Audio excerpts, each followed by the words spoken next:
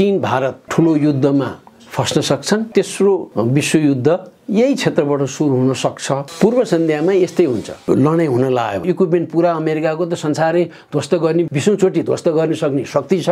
चीनको 6-7 चोटि ध्वस्त पार्ने शक्ति छ। रसियाको 8-10 चोटि। व्यवस्था ठुलो सङ्कटमा छ। कोही त्यसो भन्छन्, कोही यो व्यवस्था टिक्ने अवस्था छैन भन्छन्, कोही चाहिँ यो व्यवस्था टिक्दैन। र नेपाली कङ्ग्रेसभित्र पनि यो व्यवस्था उल्टिने निकै ठुलो सम्भावना छ। कि कार्तिक मसान त जाँदैन, मङ्सिर त जाँदैन, यो व्यवस्था जान्छ। अब ठुला राष्ट्रहरूको क्रीडास्थल नेपाल बन्ने डर छ। अब ध्वस्त भयो भने त खतमै हुन्छौँ हामी, टुक्रा टुक्रा हुन्छौँ, अरूले लुछाचुडी गरेर खान्छन्।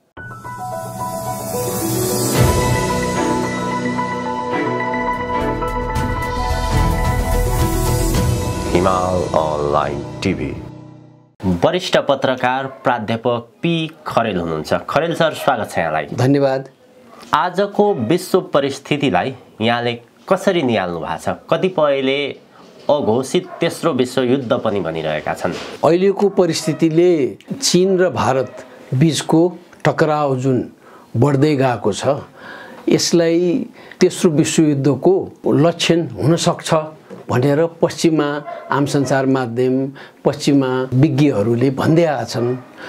त्यसपछि दक्षिण पूर्व एसियाका आम सञ्चार माध्यममा पनि यो विषयलाई लिएर चीन भारत ठुलो युद्धमा फस्न सक्छन् र उनीहरूका पछाडि आफ्ना समर्थकहरू लागेर स्थिति बिगार्न सक्छन्। त्यस्तो भयो भने तेस्रो विश्वयुद्ध यही क्षेत्रबाट सुरु हुन सक्छ भनेर तर्क गर्न थालेका छन्। यो नेपाल जस्तो राष्ट्रलाई चाहिँ साह्रै ठुलो चिन्ताको विषय हो। चिन्ता किनभने यहाँ लडाइँ भयो भनेदेखि अमेरिकालाई त केही असर पर्दैन, न युरोपलाई नै पर्छ, न जापानलाई नै पर्छ, न दक्षिण पूर्व एसियालाई नै पर्छ।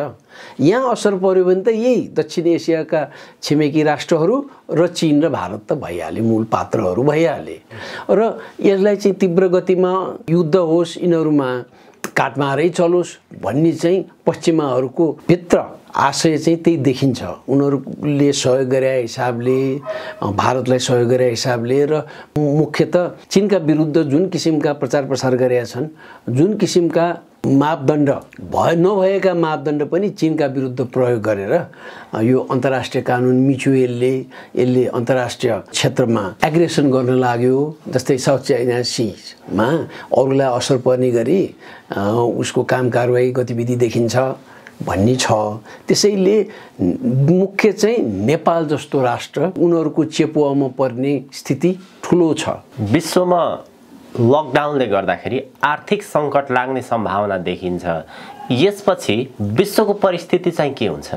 बाहिर गएका नेपालीहरूले बाहिर गएर रेमिट्यान्स पठाउँथे, त्यसमा कमी हुन सक्छ, केही कमी। मध्यपूर्व एसियामा गएर उनीहरूले रेमिट्यान्स पठाउनेमा चाहिँ धेरै गिरावट नआउन सक्छ। तर पश्चिमा राष्ट्रहरूमाबाट कति पठाउँथे, त्यहाँ चाहिँ आनुपातिक हिसाबले कम पठाउँथे। त्यहाँ चाहिँ अब अनएम्प्लोइमेन्ट प्रब्लम धेरै नै हुन्छ भन्ने छ। त्यस्तो अवस्था भयो भने केही न केही गिरावट चाहिँ हामी कहाँ आउँछ। तर अर्ध लकडाउन जस्तो भयो भने चाहिँ बढी गाह्रो हुन्छ। अर्ध लकडाउन भयो भने चाहिँ नेपालीहरूलाई बढी गाह्रो हुन्छ, रेमिट्यान्स घट्छ। र अहिले विगत 15-20 वर्ष यता रेमिट्यान्समै भर परेको नीति भयो नेपालको, जुन अरू राष्ट्रमा प्रायः हुँदैन। अब यहाँ त भयो। त्यसैले बेरोजगारी एकदम बढ्छ।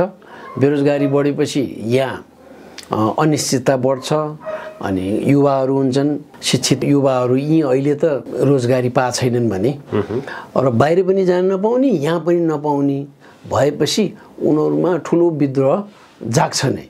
र फेरि कयौँ वर्ष लाएर 70 वर्षको प्रयासबाट नयाँ संविधान आयो, अब चाहिँ केही हुन्छ भनेर ठुला नेताहरूले, ठुला भनेर जो चाहिँ नाम विभिन्न आम सञ्चारमा आउने उनीहरूलाई ठुला भने मैले, उनीहरूले भनेको तर अहिले चाहिँ व्यवस्थामा नै ठुलो आँच आउने धेरै लक्षणहरू देखिएको कुरा दलकै नेताहरूले भन्न थालिसके। अनि त्यो अवस्थामा यहाँ बेरोजगारी बढ्ने र यहाँ चाहिँ फेरि एडको भरमा बसेको मुलुक नेपाल। अब एड हत्तपत्ता आउँदैन, आयो भने आइहाल्यो भने के कारणले आउँछ भने चीन र भारतको बीचको टकरावमा अझ बढावा दिने गरी त्यहाँ केही न केही शर्त राखेर आएको हुन्छ। अनि त्यो शर्त राखेको एड भनेको त झन् विषादी हुन्छ। त्यस कारणले विद्रोहको भावना जाग्छ हामी कहाँ चाहिँ, बेरोजगारी झन् बढ्छ। अलिकति मात्र रेमिटेन्स घट्यो भने हाम्रो आर्थिक स्थिति झन् कमजोर हुन्छ। हामी त साह्रै गरिब राष्ट्रहरूमध्येका राष्ट्र हुँ नि त हामी, त्यस कारणले असर पर्छ। अनि ठुलो इन्भेस्टमेन्ट बाहिरबाट आउँदैन, अब झन् आउँदैन। त्यो कारणले उनीहरूकै नै अप्ठ्यारो परिरहेको बेला हामी कहाँ किन आउने? उनीहरूकै इन्डस्ट्रीहरू पनि फुल स्ट्रेन्थमा जान नसकेपछि किन आउने? फुल स्ट्रेन्थमा भने डिमान्ड एन्ड सप्लाईको कुरा हो हैन। डिमान्ड कम भएपछि सप्लाई त स्वतः कम हुने भयो। सप्लाई कम हुने बित्तिकै त के भयो? बेरोजगारी त बढ्ने भयो नि त। फ्याक्ट्री त 3 शिफ्ट त काम नहुने भयो इन्डस्ट्रीहरूमा चाहिँ। नहुने बित्तिकै यो चेन इफेक्ट हुन्छ। चेन इफेक्ट भएपछि त्यो मार हामीमै जान्छ। र यहाँ डर लाग्दो चाहिँ के हो नि, दुईटा छिमेकी राष्ट्र एकदम युद्ध स्तरमै उनीहरूको वाक युद्ध भइरहेछ। टाइममा अहिले विगत 50-60 वर्ष हेर्दा 1962 को चीन भारतको युद्धपछिको अवस्थामा अहिले हेर्दाखेरि 58 वर्ष जति भयो। सबैभन्दा बढी छिटो बोर्डरमा समस्या आएको अहिलेलाई सम्मलाई त शान्ति नै भन्नुपर्छ, युद्ध भएको अवस्था थिएन यति छिटो। अब त बढ्दो मात्र छ र चर्को छ।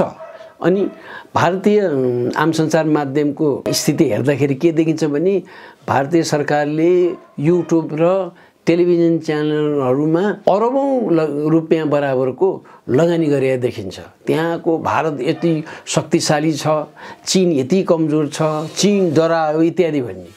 यता चीनले के गरिरहेछ त उसका आम सञ्चार माध्यम मार्फत, विशेष त ग्लोबल टाइम्स हो। ग्लोबल टाइम्स चाहिँ अङ्ग्रेजीमा भए अन्तर्राष्ट्रिय अडियन्सलाई हो र आफ्नै जनताको लागि पनि उसले आम सञ्चार खुब प्रयोग गरेछ र प्रोपोगन्डामा धेरै लगानी गरेछ। अनि यो के हो त भने यो त पूर्व सन्ध्यामा यस्तै हुन्छ। लडाइँ हुन लाग्यो भने उनीहरू पुरा फुल अलर्टमा छन्। जस्तै भारतीयहरूले नै भनेका छन् अहिले चाहिँ उनीहरूमा त्यो अलर्टनेस चाहिँ बढाएको छ अरे। उनीहरूको चाहिँ खालि युद्धै गर्ने स्थितिमा पुगिसकेका छैनन्, न त सब अलर्ट सिचुएसनमा छन्। त्यो हुने बित्तिकै अब यो टक्राउ बढ्छ र अरूले खेल्न आउँछन्। अनि हामीलाई अप्ठ्यारो गर्दाखेरि यहाँ सप्लाईको पनि समस्या पर्न सक्छ र मोस्ट प्रोबब्ली पर्छ नि भन्ने चाहिँ। किन हामी सेल्फ रिलायन्स छैनौँ। पहिला त आत्मनिर्भर हुने भन्दाखेरि चाहिँ उनीहरूले खालि स्लोगनमा मात्र राखे, आत्मनिर्भर त हामी केहीमा नै छौँ। त्यो अवस्थामा अप्ठ्यारो स्थिति छ र व्यवस्थामा जब प्रश्न आउन थाल्यो, जस्तै सीपी गजुरेलहरूले पहिलेदेखि उहाँहरू त माओवादी हो, माओवादी युद्धमा पूर्ण रूपमा लागेकै हो, पुष्पकमल दाहालहरूसँगै काम गरेकै हो। अहिले छुट्टिनु भयो किन सिद्धान्त विपरीत पुष्पकमलहरू गयो भन्ने उहाँहरू छुट्टिनु भयो। तर उहाँहरूले त विगत 1.5-2 वर्षदेखि नै यो व्यवस्थाबाट नेपालको उन्नति हुँदैन भन्दै आउनुभएको हो। अब मोहन वैद्यहरूले पनि त्यसै भन्दै आउनुभएको हो। अब अहिले त नेकपाभित्रका बुद्धिजीवीहरू पनि विभिन्न टेलिभिजनमा अन्तर्वार्ता दिँदा, अखबारमा लेख लेख्दाखेरि र नेपाली काङ्ग्रेसका बुद्धिजीवीहरू भनिने नेपाली काङ्ग्रेस निकटका बुद्धिजीवीहरूले पनि हिजो आजका मितिसम्म आफ्ना अन्तर्वार्ताहरूमा व्यवस्था ठुलो सङ्कटमा छ, कोही त्यसो भन्छन्, कोही यो व्यवस्था टिक्ने अवस्था छैन भन्छन्, कोही चाहिँ यो व्यवस्था टिक्दैन। जस्तै सीपी मैनाली उहाँ त केपी ओली भन्दा उहाँको पोजिसन त स्ट्रङ हो यो झापाकाण्डपछि। उहाँ त यो व्यवस्थाबाट कुनै हालतमा हुँदैन भनेर पुरा प्रतिष्ठा नै बाजी राखेर भन्दै आउनु भएको छ उहाँहरू त स्पष्ट रूपमा। अब पूर्व पञ्चहरूले उनीहरू त विवाहित छन्, उनीहरूको केही ठेगान पनि हुँदैनन्, त उनीहरूले त भन्दै आएछन्। अब भन्ने नै भए आफ्नो कहाँ स्वार्थ कहाँ मिल्छ भनेर अहिले धेरैजना यसरी आएछन्। र नेपाली काङ्ग्रेसभित्र पनि ठुलै नेताहरूले पनि पटक व्यवस्थामै आँच आउन लाग्यो भनेपछि त त्यहाँ सङ्कट त रहेछ। कोहीले त यो व्यवस्थाबाट यो व्यवस्था गयो भने शङ्का मान्न पर्दैन समेत भन्न थालिसके। यस्तो अवस्थामा र आर्थिक स्थिति बिग्रिने र बेरोजगारी बढ्ने भयो भने यो व्यवस्था उल्टिने निकै ठुलो सम्भावना छ। यो व्यवस्था यो इच्छाको कुरा होइन, यो त वस्तुस्थिति नै यस्तो बन्यो, घटनाक्रम नै यसरी अगाडि बढ्यो कि यो टिकिरहेको छैन, टिक्दैन होला भन्ने धेरैलाई छ।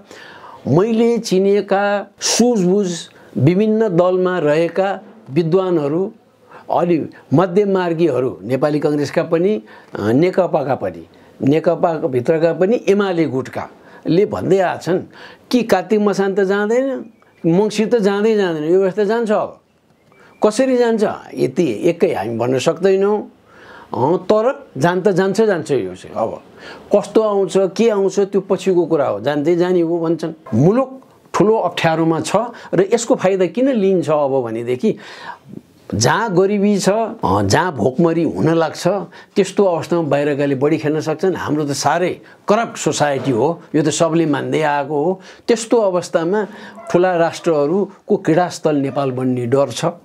अनि उनीहरूले यी लगानी गर्छन्, इन्भेस्ट गर्छन्, पत्रकारलाई लगानी गर्छन्, बुद्धिजीवीलाई लगानी गर्छन्, युनिभर्सिटी कलेजमा पनि लगानी गर्छन्। त्यत्रो लगानी गरेपछि उनीहरूकै स्वर बोल्ने हुन्छ।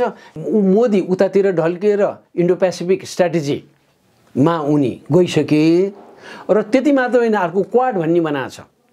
त्यो क्वाड भने क्वाड्राङ्गल, चारवटा को अमेरिका, जापान, भारत जस्ता यी चारवटा राष्ट्रहरू त्यहाँ छन्। अनि यो चारवटा राष्ट्रलाई के गर्ने भन्दाखेरि यो चीनको विरुद्ध लगाउने हो उनीहरू। देख्दाखेरि चाहिँ इकोनोमिक ग्रुपिङ जस्तो गर्ने। तर अब अस्ट्रेलिया हो अर्को है। अस्ट्रेलिया र जापान अमेरिकाको अन्धभक्त त्यो युरोपियन राष्ट्रहरू हो भने त्यहाँ चाहिँ आफ्नो पनि स्ट्यान्ड लिन्छन्, बेलायतले, फ्रान्सले, जर्मनीले। तर अस्ट्रेलिया पुरा डिपेन्डेन्ट अमेरिकामा पुरा है।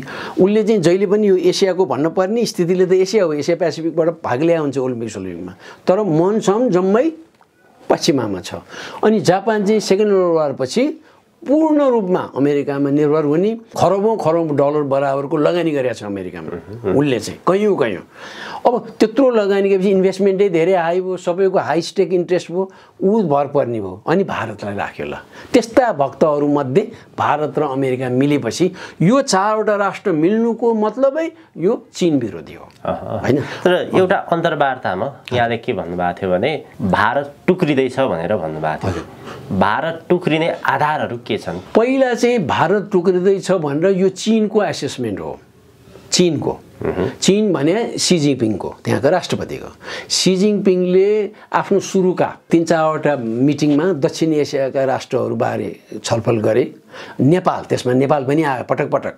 अनि त्यहाँ आउँदाखेरि उनले के भने तिम्रो त 40-42वटा राष्ट्र हुन्छन् टुक्रिएर भन्ने अध्ययन भएको छ हाम्रो सुराकी अनुसार भन्यो। उसले गरे चाहिँ आफैले हो।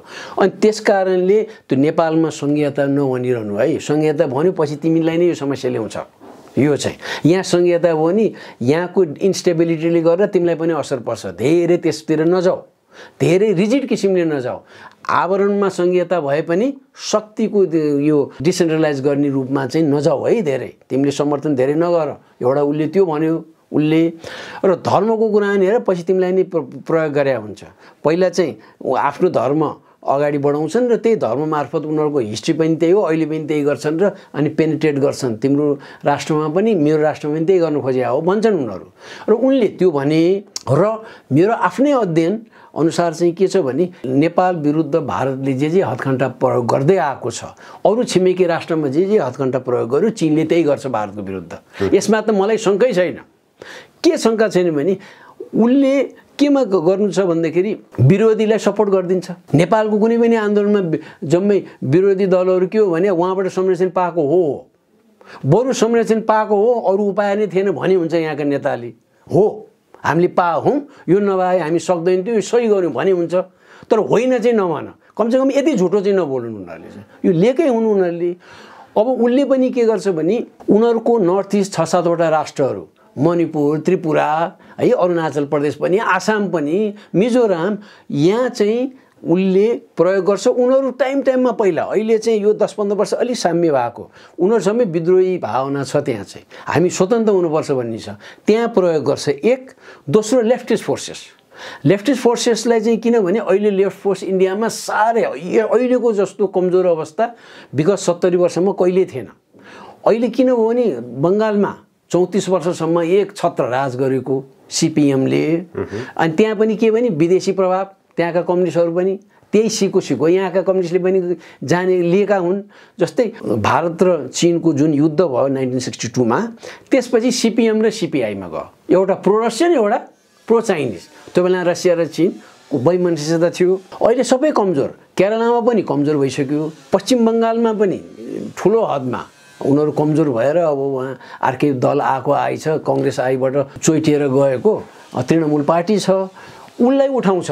त्यहाँ लेफ्टिस्टहरू अब के गरौँ भनेखेरि यसलाई उठाउँछ र नक्सलाइट्सहरू पनि अहिले अलि शान्त छन्, तिनीहरूलाई उचालिदिन्छ।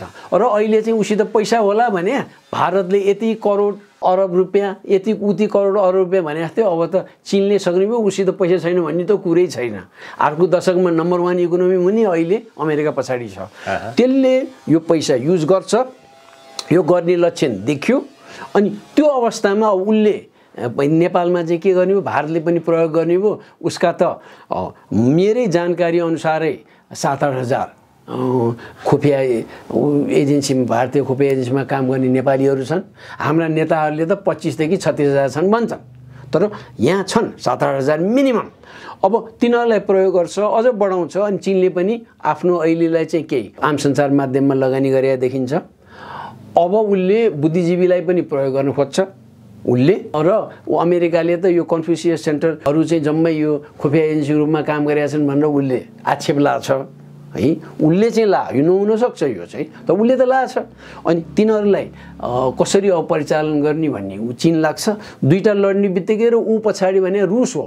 अब एउटा कुरो अमेरिकालाई टक्कर दिँदै आएको रसिया हो। अब रसिया र चीन धेरै नजिक छन्। काहीँ कुरो यसो फरक हुँदो फरक स्वतन्त्र विचार चाहिँ गर्छन्। सिरियामा त्यहाँ सत्ता ढाल्नै लागेको थियो फ्रान्सलाई अगाडि सारेर पश्चिमाहरूले। चीन र रसिया त्यहाँ पुग्ने बित्तिकै अहिले त्यो आशा टिकै छ, यत्रो वर्ष भइसक्यो, टिकै छ।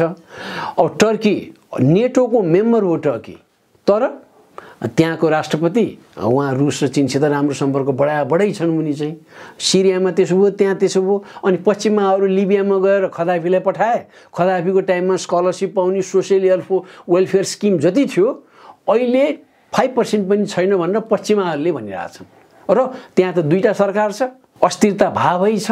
त्यसकारणले कुनै सत्ता डेमोक्रेसीको नाममा सत्ता पल्टाउँदैमा फेरि त्यसको नतिजा के हुन्छ हेर्न पर्दो रहेछ। र अहिले अमेरिकन नाम चलेका विद्वानहरूले नै 3-4 वर्ष भइसक्यो इज डेमोक्रेसी डाइङ भन्ने थिममा उनीहरूले अध्ययन गर्दैछन्। र सम्भावना छ अब अहिलेसम्म उनीहरूले डिफाइन गरेको डेमोक्रेसी नटिक्न सक्छ भनेर। त्यस्तो अवस्थामा नेपाल क्रीडास्थल बन्ने हो भने ठुलो चिन्ताको विषय हुन्छ। हामीले त अहिलेसम्म अपनाएको त नीति नै भएन। यो विगत 30 वर्ष त फुकी अगाडि जानुपर्छ। कसरी जाने हुन् नेताहरू भरपर्दा छँदै छैनन्। भ्रष्टाचारले त विक्षिप्त पारेको छ दलहरूलाई। कसरी जाने हो यो चिन्ताको विषय हो। यसलाई एउटै उपाय हो भने नयाँ किसिमको शासन प्रणाली आउनुपर्छ। अब नेपालको शासन प्रणालीको विषयमा म आउँछु। अहिले विश्वमा भइरहेको लडाई भनेको पूर्वीय दर्शन र पश्चिमा दर्शनको भन्ने छ। यसको विजय चाहिँ के हुन्छ, अब पूर्वीय कि पश्चिमाको? मेरो चाहिँ अब दर्शनमा म यसै भन्न सक्दिनँ। अरू साथीहरूले भने मैले थाहा पाएँ। पहिलो कुरो पश्चिमाहरूबाट यो सुरु भयो। पहिलो कुरो लक्कु हो पैसा। नेपोलियनले उहिले नै है 200 वर्षभन्दा अगाडि 225-30 वर्ष अगाडि नै बेलायतीहरू भनेको चाहिँ पैसाका किरा हुन्। They are a nation of shopkeepers, पसले मात्र हुन् भनेको थियो। मुख्य कुरा पैसा हो। मैले के कारण दिन्छु भने साउदी अरेबियाका युवराजको प्रोत्साहन र उक्साहटबाट एउटा पत्रकार, साउदी मुलकै पत्रकार जुन अमेरिकन मिडियामा नि काम गर्थे, उनलाई चाहिँ एमएससीमा टर्कीमा बोलाएर धुलो पिठो पार्दे। वास्तविक रूपमै नै धुलो पिठो भने लासै नदेखिने गरे। त्यो मेसिनले ल्याएर धुलो पिठो हाडखोर सबै खतम पारेर बोरामा लिएर खरानी छर्किया जस्तो गरेर कहाँ फाले उनीहरूले। यो सबलाई थाहा हुँदाखेरि ट्रम्पले के भन्यो, अमेरिकाको राष्ट्रपति ट्रम्पले चाहिँ भने प्रमाण छैन भने। त्योभन्दा कयौँ गुणा कम प्रमाण भएको ठाउँमा चाहिँ फलानले गर्यो उसले गर्यो भन्छन्। जस्तै अहिले रसियन अपोजिसन लिडर एकजनालाई त्यहाँ उसलाई विष कसैले हालिदिएछ खानामा र विष प्रयोग गरे। अनि यो पुटिनले गर्यो भने छन्, प्रमाण केही पनि छैन। तर यहाँ त सबले देखिसकेका छन्। एमबिसी भित्रै गएको सबै आखिर मान्छे पनि फेला पर्यो, केही मान्छे। तर युवराज विरुद्ध बोलेनन्। र ट्रम्पले ओकले भने सुरुमै प्रमाण छैन र हामी नबिर्स्यौँ, त्यही साहसमा बोले उनले। प्रमाण छैन त्यसै भन्नु मिल्दैन, तर हामी यो नबिर्सौँ कि 110 अरब बराबरको सामान हामीसित उसले आयात गर्दैछ साउदी अरेबियाले भनेपछि 110 अरब आउनुला, यो त गुमाउनु भएन। कहाँको ह्युमन राइट्सको कुरा गर्ने, कहाँको ह्युमन भ्याल्युजको कुरा गर्ने, कहाँ ह्युम्यानिजमको कुरा गर्ने र ह्युम्यानिटेरियन कन्सिडरेसनको कुरा गर्ने। पैसा भएपछि जे पनि गर्छ मुख्य। र अहिले पूर्वीय दर्शनको कुरा चीनले पनि बढाएको छ र अरू राष्ट्रहरूमा पनि यो बढ्दै गएको हो, जुन स्वागतयोग्य हो। तर मूल पैसाको कुरो किन चीनले नम्बर 1 पोजिसन लिने हो, विश्वको नम्बर 1 पोजिसन उसले लिने हो इकोनोमिक स्टेटसमा अर्को दशकमा भनेर वर्ल्ड ब्याङ्कले भन्दै आएको छ। र वर्ल्ड ब्याङ्क भने लडतरो होइन, पश्चिमाको हिसाबले उनीहरूकै चिफ हुन्छ। जहिले पनि वर्ल्ड ब्याङ्कको प्रमुख अमेरिकाले नोमिनेट गर्ने हो। अब उसैले भन्दै आएको छ र अर्को दशकमा ऊ नम्बर 1 हुन्छ। जहाँ चाहिँ गु अहिले यहाँ यो कोरोना बढेको बेलामा कहाँबाट हो, मास्क कहाँबाट ल्याउने, के ल्याउने, उहीँबाट ल्याउने रहेछ। अमेरिकाले जतिसुकै धम्की लाए पनि अहिले 6 महिना 1 वर्ष सक्दैन। सामग्री जति जम्मै उसले मेटेरियल त उही चीनबाटै ल्याउनु पर्दो रहेछ, नसक्ने भयो। भारतले पनि भारतले झन् के सक्थ्यो, उसको त हैसियतै छैन। यस्तो अवस्थामा यो ट्रेडमा उसले ओभरटेक गर्ने भयो। ओभरअल वर्ल्ड इकोनोमीमा पनि उसले त करेन्सी नै चेन्ज गर्नु खोजेको छ। किन त्यो डलरमा मात्र डिपेन्डेन्ट हुने भनेर, हाम्रो पनि त छ नि भनेर। र कुरा गर्दाखेरि सी जिनपिङले पनि अनि भारतीय प्रधानमन्त्रीसँग अरू नेताहरूसित कुरा गर्दाखेरि हाम्रो पनि त दर्शन छैन, हामी त 7000 भन्दा पुरानो हाम्रो हिस्टोरिकल रेकर्डै छ, रेकर्डै हामी त यति पुराना हुन्, हाम्रो दर्शन केही पनि होइन भन्छन् उनीहरू। यो कुरा हो पनि फेरि, किनभने कहिले पनि कोट गर्न पर्यो भने पश्चिमाले यता पूर्वीयको त गर्दैनन्, कहिले कन्फ्युसियस भन्छन् गर्दैनन्। दुईटा मात्र एउटा एक्जाम्पल दिन्छु। म्याकियाभेलीले यस्तो गर्ने, म्याकियाभेलीको नीति भन्छन् उनीहरू। कौटिल्य भन्दा 1800 वर्षपछि जन्मिएका म्याकियाभेली कोट गर्छन्, कौटिल्यलाई कहिले कोट गर्दैनन् उनीहरूले चाहिँ। कन्स्पिरेसी थ्योरीको कुरा गरे पनि कूटनीतिमा पनि त सबभन्दा पुरानो उसैको छ, तर गर्दैन। 1800 वर्ष अगाडि म्याकियाभेली भन्दा त्यत्रो डिटेलमा उनीहरूले दिएछन्। अर्को एउटा चाहिँ भरतहरीले चाहिँ के गरेका छन् भने नाट्यशास्त्रमा कसरी यहाँ उनले चाहिँ जर्नलिजममा मास कम्युनिकेसनमा एउटा थेउ बनिसकेको छ, to inform, to educate, to entertain भनेर। आजभन्दा 2300 वर्ष अगाडि छापा प्रेस छापिने 600 वर्ष जति भयो। अब त्यो त 2300 वर्ष अगाडि पनि 1600-1700 वर्ष अगाडि प्रिन्टिङ प्रेस आविष्कार हुने 1600-1700 वर्ष अगाडि नै उनले के भन्यो भनेदेखि टु इन्फर्म, टु एजुकेट, सल्लाह दिने, प्रभाव पार्ने, प्रोत्साहन दिने, सूचना दिने जम्मै फङ्सन यो हो। सञ्चार माध्यमले यो गर्न सक्छ भनेर नाटकलाई केन्द्रबिन्दु बनाएर गरे। र शेक्सपियर जन्मिने 1800 वर्ष अगाडि नै उनले स्टेज कसरी साजसज्जा गर्ने, कस्तो कस्तो इन्स्ट्रुमेन्ट राख्ने, कस्तो रङ ब्याकग्राउन्डमा हुनुपर्छ, कुन म्युजिकल इन्स्ट्रुमेन्ट प्रयोग गर्नुपर्छ, अनि एउटा आँखा यसरी चलायो भने यस्तो हुन्छ, दुईटा आँखा चलायो भने यस्तो हुन्छ, बायाँ चलायो भने यस्तो, दायाँ चलायो भने यस्तो, औँला यसरी चलायो, एउटा औँला चलायो यस्तो, दुईटा औँला चलायो यस्तो, कम्मर यसरी यतातिर ढल्काए यस्तो, त्यस्तो डिटेलमा आजभन्दा 2300 वर्ष अगाडि शेक्सपियर जन्मिने 1800 वर्ष अगाडि यस्तो छ भनेदेखि यहाँका लिटरेचर पढाउनेहरू, ड्रामाटिस्ट भन्नेहरू, यहाँ चाहिँ अहिले चाहिँ नाट्यशाला, नाट्यशास्त्र दुनियाँ कुरा गर्नेहरूले यो कुरा कहिले गर्दैन। किन? राम्रो नै उसलाई उसको लेजिटिमेसी चाहिने। उसले राम्रो भने राम्रो, नराम्रो भने नराम्रो। यहाँ म पटक भन्छु, यहाँ अहिले आम सञ्चारको बारेमा नेपालमा आम सञ्चार माध्यम भन्यो भने भारतीय राजदूत वा अमेरिकन राजदूतले लेक्चर दिनु भने यहाँका सब सम्पादक पुग्छन् त्यहाँ। उसलाई भन्दा त तपाईँ हामीलाई बढी थाहा छ, मलाई त थाहा नहुने कुरै भएन। यतिकालाई त पढाएर हिँडिरहेको छु, प्र्याक्टिस पनि गरिरहेको छु, पनि जान्ने कुरा छैन। यस किसिमले त्यो पूर्वीय दर्शनले उचित ठाउँ पाएन भनेर जुन गुनासो थियो मेरो पनि छ। अब यसले बढावा चाहिँ पाउँछ, तर पश्चिमाहरूले यो दर्शनमा भन्दा पनि पहिला चाहिँ पैसाकै कुरो हो, त्यो डोमिनेसन। अनि पैसा दिएपछि उनीहरूकै एजेन्डा लागू गर्न किन सक्यो भने पैसाको कारणले हो। अब त्यो भएन भने त उनीहरूको संस्कृति पनि बढावा नपाउने भयो, अतिक्रमण गर्न अन्त नपाउने भयो। उनीहरूले यो राम्रो भनेपछि यो राम्रो, अनि यो राम्रोमा पनि मैले यो भन्नै पर्छ। उनीहरूले प्यारिस फ्यासन प्यारेडमा अनि के हो ड्रेस यसरी यो राम्रो हो नम्बर 1 भनेपछि हामी त्यही लाउनुपर्ने। कस्तो भने अर्धनग्न भयो भने यो राम्रो रहेछ भन्यो। अर्धनग्न यदि त्यो राम्रो हो भने त उनीहरूकै राजा बादशाहहरू, राजा रानीहरूले उहाँ त्यत्रो नर्डिक कन्ट्रिजमा छ, उनीहरूले त्यस्तै लुगा लाए हुन्छ नि। उनीहरूका राष्ट्रपतिका श्रीमतीहरूले त्यही लाए हुन्छ, उनीहरूका प्रधानमन्त्री महिला छन् पनि त्यही लुगा लाए हुन्छ, लाउँदैनन् नि फेरि चाहिँ, ल्याउँदैनन् नि, होइन? कसो हो भन्दाखेरि यो चाहिँ उनीहरूले विभिन्न किसिमको मेजरिङ रड राखे। यसको विरुद्ध त थियो नै, पूर्वीय दर्शन पछाडि पर्यो भन्ने चिन्तकहरूलाई चाहिँ अब अवसर चाहिँ आयो। तर आर्थिक मामिला नम्बर 1 हो। त्यो पैसा आफ्नो हातमा भयो भने विश्व रुल गर्न सकिन्छ। विश्वमा जे पनि एजेन्डा राख्न सक्छौँ। उसले राम्रो भन्दिएपछि सबले राम्रो भनिदिनु पर्यो नि, होइन? त्यसैले त यहाँ चाहिँ नेपालीहरूले चाहिँ फलानु राम्रो भनिनु हुँदैन। सिएनएनले फलानलाई हिरो भनेपछि दौडिहाले हुन्छ। नेपालमा यहाँ कान्तिपुर टेलिभिजनले होस् वा यो टेलिभिजनले होस् वा नेपाल टेलिभिजनले होस् भने हुँदैन। उसले भनिदिएपछि अनि आफै खोज्न जान्छौँ। हाम्रा नेपाली हामीले चिन्न नसक्ने कस्तो हो यो अवस्था? यही पार्यो। पश्चिमा दर्शनले प्रभुत्व पायो। पाएपछि अनि यो पूर्वीय दर्शनवालाहरूले यो कुरा अगाडि बढ्या हो। सँगसँगै जान्छ। तर पहिला चाहिँ आर्थिक मामिलै हो।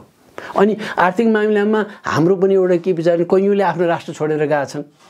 के कारणले भने त्यो अवसरकै लागि हो, जीविकोपार्जनकै लागि हो। र मध्यपूर्व पश्चिम र सुदूरपश्चिममा किन काम गर्न गइरहेछन् 50 लाख मान्छे युवाहरू प्राइम अफ लाइफ काम गर्ने समयमा बाहिर किन गइरहेछन्? र तिनी अधिकांश अधिनायकवादी रुल छन्। अधिकांश पञ्चायतभन्दा धेरै अधिनायकवादी व्यवस्था हो।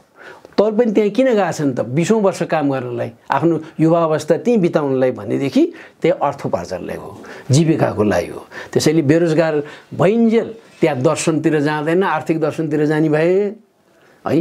त्यो कुरा बुझेर पश्चिमाले यहाँ समेट्न खोजेको र अब लगानी धेरै गर्छ। यो लगानी पहिला सफ्ट पावरमा गर्छ, मिडियामा सुरु गरिसकेका छ। नाम चलेका विभिन्न अखबारमा सम्पादक भएकाहरूलाई वर्षको करोडौँ रुपियाँ दिएर अनलाइन चलाउन लाग्छ। विभिन्न स्तम्भकारलाई त पहिलेदेखि पैसा दिइरहेको थिए, अहिले थपिरहेछन्। अहिले नयाँ नयाँ अनि अखबारको स्थिति अब बिग्रिन्छ नेपालमा। अब त्यहाँ पनि ठुलो लगानी गर्दैछ। तर कोरोना सँगसँगै अमेरिका लगायत युरोपका मुलुकहरू आर्थिक सङ्कटमा पर्दैछन्। त्यसपछि उनीहरू आफै कमजोर भएर उनीहरूको लगानी नेपालमा कम हुँदै जान्छ अथवा नहुन पनि सक्छ भन्ने खालको पनि विश्लेषणहरू सुनिन थालेका छन् अहिले। अब यसमा हुनसक्छ, म यही भन्न सक्दिनँ। खालि के भने कहिले कहिले एड बढ्या देखिन पनि सक्छ है। किनभने उनीहरूले यहाँ प्रयोग गर्नको लागि चाहिँ है ब्युरोक्रेसीमा आफ्नो मान्छे राख्नलाई, अनि ब्युरोक्रेसीमा आफ्नो मान्छे राखेपछि नीति निर्माण गर्ने बेलामा उनीहरूले अगाडि लान्छन्। रिपोर्ट पनि पहिले दिन सक्छन्। जस्तै हालसाल आयो नि राजन भट्टराईले, उहाँ 15 लाख रुपियाँ लिएर उनकै श्रीमती एनजिओ भएको ठाउँमा, एनजिओको कोअर्डिनेटर भएको ठाउँबाट उहाँ प्रधानमन्त्री कार्यालयमा हुँदाहुँदै त्यस्तो काम ल्याएर छ। त्यस्तो काम किन लिएको मलाई थाहा छ। बाइ द वे यो चाहिँ सुनिरहनु भएका सुरक्षाविद, सुरक्षा निकायहरूले ध्यान दिए हुन्छ, मलाई थाहा छ। करिब 16-17 वर्ष अगाडि एकजना माओवादी र नेपाल सरकार बीच नेगोसिएसन गर्नलाई, छलफल गर्नलाई यो एउटा मिति तय गरेर छलफल गर्ने सहभागी मध्ये एकजनालाई ठुलो रकम दिएर रिपोर्ट लेखन लागेको छ। के भन्नु भने माओवादीसँग द्वन्द्व अन्त गर्नलाई के गर्न पर्ला, उनीहरूले कस्तो कस्तो मुद्दा उठाउँछन् भनेर यो काम दिएको थियो। त्यो टिममा भएको मान्छे भर्खर त्यो टिम एन्ड भएको थियो। ओकेपछि उनले लेखेपछि त्यो पश्चिमा राष्ट्र, ठुलो राष्ट्रकोले मलाई हेर्न दियो, तिम्रो इन्डिपेन्डेन्ट विचार के छ भन्दाखेरि त्यहाँ 2 जना थिए, अरू छन् अहिले। उनीहरू सकभर नाम नदियोस् भन्नेमा उनीहरू पनि थिए। अनि मैले नेपाली नै थिएँ। अनि मैले के भने बधाई, म भावे त यस्तो लेख्दिनँ थिएँ। मलाई उसले पैसा दिइरहेछ मेरो ओपिनियन दिनलाई। मैले बधाई तिमीलाई, किनभने यस्तो टिममा रहेको मान्छेले यस्तो लेख्नै हुँदैन थियो। किनभने उसलाई त त्यहीँबाट प्रभावित भयो। त्यहाँ के मुद्दा उठाए, के सवाल उठाए, के जवाफ गयो भन्ने घुमाउरो पाराले उसले यहाँ प्रभाव पार्नलाई त लेख्छ, त्यो पैसा पचाउनलाई भन्दाखेरि हाँस्यो। अनि मैले के भने I am sure there must be other agencies in Nepal who have also been commissioning other negotiators with similar inducement भने यस्तै खालको प्रलोभन देखेर त्यो टिमका अरू सदस्यहरूलाई पनि अरूले यस्तै काम गरायो होला, पछि तिमीहरूले एक आपसमा साँटासाँट गर्छौ होला भन्दाखेरि उसले ओठभित्र राखेर गरेर हाँस्यो। गरेकै यस्तो हो भने उनीहरू यसरी प्रयोग गर्छन्। र अहिले पनि यसै गरी त्यो पैसा प्रयोग गर्नलाई नेपाल सरकारलाई एड दिए जस्तो लिएर उनीहरूकै शर्तमा प्रयोग गर्ने हुन्छ। अनि एड त बढ्यो भने हुन्छ र नेपाललाई उनीहरूले अलिकति बढाउन र घट्नमा ठुलो छैन, उनीहरूलाई त्यो गरिरहन्छन्। र उनीहरू कमजोर चाहिँ किन हुँदैन पनि इक्विपमेन्ट चाहिँ डिफेन्समा बढी खर्च गर्छन्। उनीहरू डिफेन्समा छ, अहिले कैयौँ वर्षलाई अगाडि हुने जति पनि छ इक्विपमेन्ट। पुरा अमेरिकाको त संसारै ध्वस्त गर्ने, 20औं चोटि ध्वस्त गर्न सक्ने शक्ति छ। चीनको 6-7 चोटि ध्वस्त पार्ने शक्ति छ, रसियाको 8-10 चोटि। अब एउटै पृथ्वी छ, 10 चोटि त ध्वस्तै गर्न परेन। त्यसकारणले उनीहरूलाई ध्वस्त गर्न, लडाइँ गर्न पुग्छ। र नेपालमा त थोरै रकम हो उसको लागि, त अलिकति बढाउन र घटाउनले केही ठुलो कुरै छैन। अनि यहाँ क्रीडास्थल बन्ने फोकसै यहाँ, ऊ आउन नपर्ने, लड्न नपर्ने। अनि चीन भने चाहिँ फेरि कति सेन्सिटिभ भने दलाई लामाको जन्मोत्सव नेपाली नेताहरूले यहाँ मनायो भने, नेपाली जागिरीहरूले मनायो भनेदेखि उसलाई उसको टाउको दुखाइ हुने, विदेशीले मनायो भने पनि हुने ठाउँमा यहाँ त उसले अनेक किसिमको प्रलोभन दिएर तिब्बतीहरूलाई नै अगाडि बढाइदिन्छ। कहिले यो कहिले ऊ अनेक मुद्दा म त निकालिदिन सक्छु भने उनीहरूको त त्यता उनीहरूको त विद्वान र बुद्धिजीवी त पक्कै हुन् नि। अनि उनीहरूले प्रयोग गर्छन्। त्यो प्रयोग गर्दाखेरि ऊ यसमा जुनसुकै अवस्थामा पनि उसले लगानी चाहिँ गर्छन् नै। अनि यो क्रीडास्थल भएकोले सानो एउटा राष्ट्रमा थोरै रकम, उनीहरूको लागि त थोरै रकम हो। 1 खरब भने केही नै होइन। हामीले चाहिँ 1 खरब रुपियाँ भने यति मानौँ कि अफगानिस्तानमा के फाइदा होला आफै हिसाब गरौँ। उसले स्ट्राटेजिक मानेर विगत 17-18 वर्षमा 1.25 खरब डलर है यो चाहिँ भन्दाखेरि त हाम्रो त 15-16 वर्षको झन् बजेट बराबरको पैसा हो उसको त। त्यत्रो लगानी गर्यो उसले भनेदेखि अब त नेपाललाई चीनलाई टक्कर दिनको लागि, नेपाललाई केन्द्रबिन्दु बनाउँदाखेरि उसले त सबै थोक खर्च गर्न तयार हुन्छ। त्यही कारणले बढ्छ। अनि उसले अरूलाई पनि बढाउँछ, आफूले मात्र बढाउँदा शङ्का गर्छन् भनेर। अनि के छ भने अमेरिकाले विश्वमा केही नयाँ मुद्दा ल्याउनु पर्यो भने नर्वेलाई अगाडि सार्छ, आइसिसीको कुरा उठाउँछ, इन्टरनेसनल क्रिमिनल कोर्टको कुरा उठाउँछ। ऊ सदस्य छैन। अनि जो सदस्य छ पश्चिमा राष्ट्र बेलायतलाई उठाइदिन्छ, फ्रान्सलाई उठाइदिन्छ। ह्युमन राइट्स भायोलेट भयो रसियामा भनेर कराउँछ, उसलाई कराउन लाउँछ। किन? ऊ चाहिँ मेम्बर भएको छैन इन्टरनेसनल क्रिमिनल कोर्टमा है। हामी त त्यसै सही गरिदिइहाल्छौँ, विदेशी लगिदिन्छ सही गरिहाल्छौँ। अनि उनीहरू किन नभए बाइ द वे रसिया, चीन र अमेरिका भने यसलाई त प्रयोग गर्छन्, राजनीतिकरण गर्छन् ह्युमन राइट्सलाई। त्यस कारणले हामी सदस्य हुँदैनौँ त्यसको भन्छन्। अमेरिका जस्तो त राजनीतिकरण हुन्छ ह्युमन राइट्सको इस्युलाई लिएर भनेर डराउँछ भने हामी नेपालीले त यता हिर्कायो उता लड्ने, उता हिर्कायो उता लड्ने। हामी चाहिँ सही गर्ने किन गयो भने उनीहरूले घुसपेट गरेर सही गराउन लाग्यो। त्यही कारण हो, अरू केही पनि होइन राजनीतिमा चाहिँ। नेपालको परिस्थिति चाहिँ के होला त अब? नेपालको डरलाग्दो परिस्थिति हुन्छ। यो डरलाग्दो परिस्थितिमा त्यसै पनि यहाँ व्यवस्था ढलपल भइरहेको बेलामा यो करप्ट नेताहरूको कारणले है फेरि व्यवस्था आफैमा खराब हुँदैन थियो होला, केही परिमार्जन गरेर केही सुधार गरेर अगाडि बढ्थ्यो होला। अब चाहिँ त्यसै ढलपल भएकोमा नयाँ किसिमको आउन सक्छ। नयाँ किसिममा भन्दाखेरि कुनै न कुनै प्रकारले सेना अगाडि आउनुपर्ने हुन्छ। त्यो सेनाले विशुद्ध आफ्नै बुताले गर्छ भन्ने मलाई विश्वास छैन। यसमा पनि धेरै खेल आन्तरिक र बाह्यको हुनसक्छ। तर सेना आफैकै निष्ठा चाहिँ अहिलेको स्थितिमा चाहिँ राम्रै छ भन्ने धेरैले आकलन गरेका छन्। धेरैले भन्दाखेरि नेपाली कांग्रेसले पनि नेकपाले पनि खालि उ सशंकित चाहिँ छ सेनाले कतातिर लाग्ला भनेर। तर वस्तुस्थिति यस्तो आउने सम्भावना छ बाहिरका कारणले पनि। यहाँ चाहिँ ढलपल भइरहेको बेलामा बाहिरका राष्ट्रहरू पनि यहाँ खेल्ने भएपछि उनीहरूले यहाँ केही परिवर्तन ल्याउन खोज्छन्। अब त्यो परिवर्तन उनीहरूकै आशीर्वाद मात्र लिएर उनीहरूले जे भन्यो त्यसै गर्यो भने ध्वस्तै हुन्छ होइन। हाम्रो चाहिँ ट्रेडिसनली जुन हाम्रो परराष्ट्र नीति हामीले अपनाउँदै आएको छौँ त्यसलाई परिमार्जन गरेर अगाडि बढ्यौँ भने हुन्छ। अब यो त बडो अस्पष्ट भाषा जस्तो हुनसक्छ, साँच्चैकै तटस्थ हुनुपर्छ। जस्तै 1968 मा सुपर पावरको रूपमा रसिया धेरै ठुलो थियो, अमेरिका त कुरै भएन। त्यो बेलामा चेकोस्लोभाकियामा रसियन आर्मी पठाएर इन्टरफेरेन्स गर्यो त्यहाँ चाहिँ चेकोस्लोभाकियामा। हामी जस्तै भूपरिवेष्टित राष्ट्र हो चेकोस्लोभाकिया। भारतले बोलेन त्यसको विरुद्ध।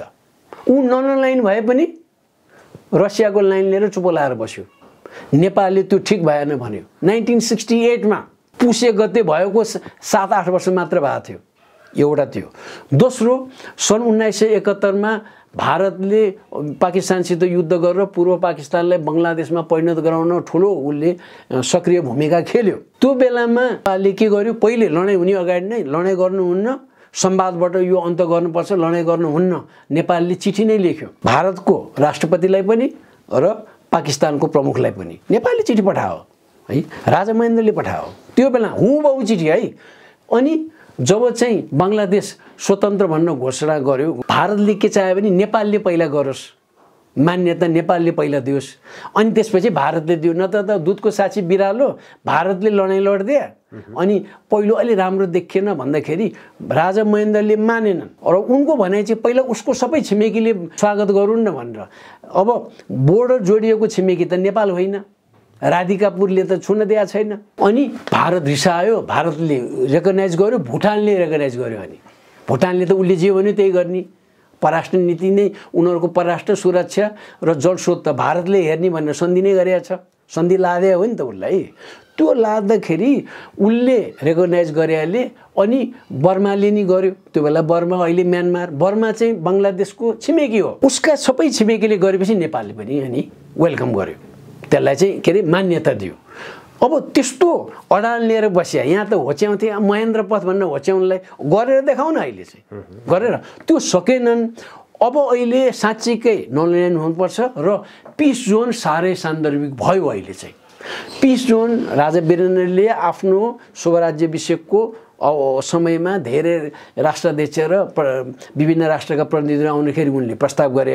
त्यो प्रस्ताव गर्दाखेरि यहाँका केही प्रान्तवादीहरू भन्नेले त्यसको विरोध गरे, केही वामपन्थीले नि विरोध गरे, केहीले स्वागत गरे।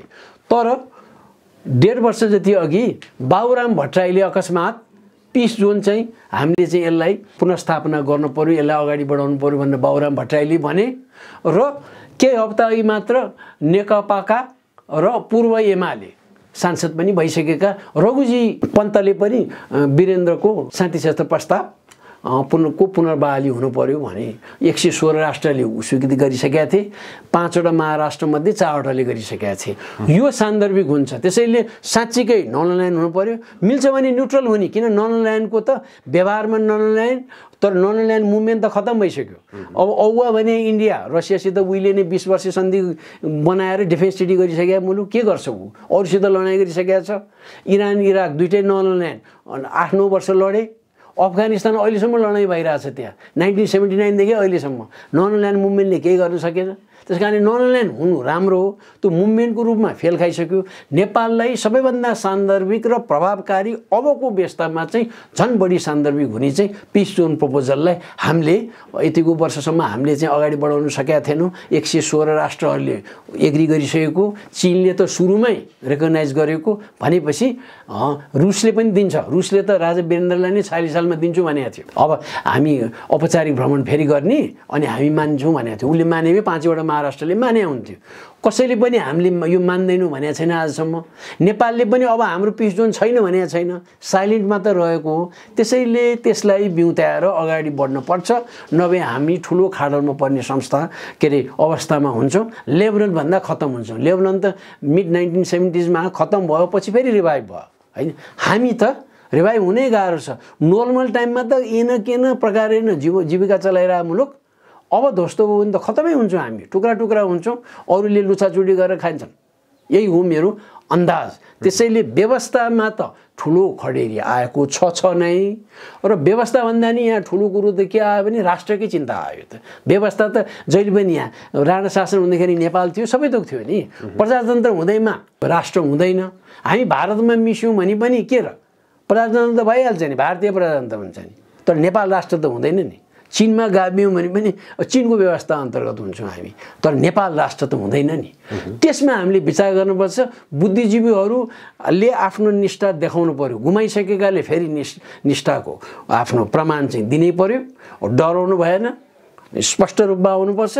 हामी एक आपसमा रहँदाखेरि चाहिँ भायोलेन्स विरुद्ध चाहिँ हामी लाग्नुपर्छ, नत्र भने यो व्यवस्था परिवर्तन हुने लक्ष्य नै देख्यो। म आफैले पनि यो व्यवस्था मेरो हुँदै हुँदैन, बाध्य भएर मानेन भने झ्याइकुटी भएर लन्छ मात्र भन्नु, नत्र यस्तो व्यवस्था हुन्छ यसले मलाई कुनै अवसर दिँदैन। जो स्वतन्त्र छ कसैलाई पनि उसले अवसर दिँदैन।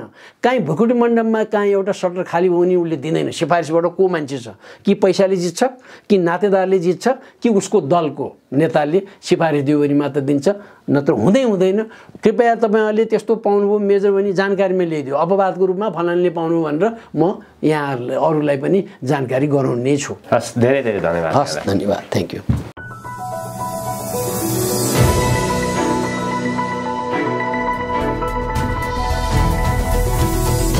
हिमाल अनलाइन टिभी।